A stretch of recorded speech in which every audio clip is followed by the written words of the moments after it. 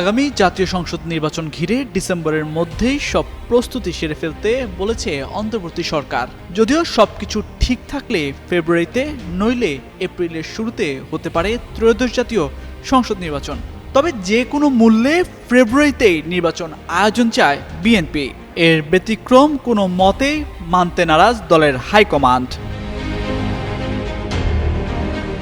এ বিষয়ে দলের মহাসচিব মির্জা ফখরুল ইসলাম আলমগীর জানান, শান্তিপূর্ণভাবে গণতন্ত্রের দিকে এগিয়ে যাচ্ছে দেশ। তবে 2026 সালের ফেব্রুয়ারি মাসেই নির্বাচন হতে হবে।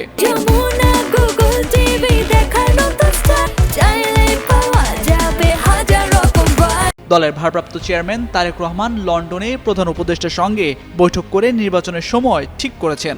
এর ব্যতিক্রম কোনোভাবেই মানা হবে না। সোমবার রাজধানীর নয়াপল্টনে দলের কেন্দ্রীয় কার্যালয়ের সামনে বিক্ষোভ সমাবেশে এই হুঁশিয়ারি দেন বিএনপি মহাসচিব। দলের ভারপ্রাপ্ত চেয়ারম্যান তারেক রহমানের বিরুদ্ধে মিথ্যাচার, অপপ্রচার এবং মিটফোর্ড এলাকায় প্রকাশ্যে লালচাঁদ সোহাগকে হত্যার দৃষ্টান্তমূলক শাস্তির দাবিতে এই কর্মসূচির আয়োজন করে ঢাকা মহানগর উত্তর ও দক্ষিণ বিএনপি।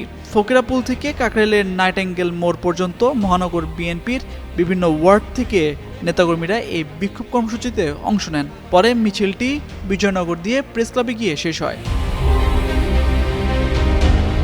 মির্জা ফখরুল বলেন, নির্বাচনের সময় নির্ধারণের পর থেকে ষড়যন্ত্রকারীদের মাথা বিগড়ে গেছে। লন্ডনে যে সিদ্ধান্ত হয়েছে সেই সময়টাতেই নির্বাচন চান তিনি।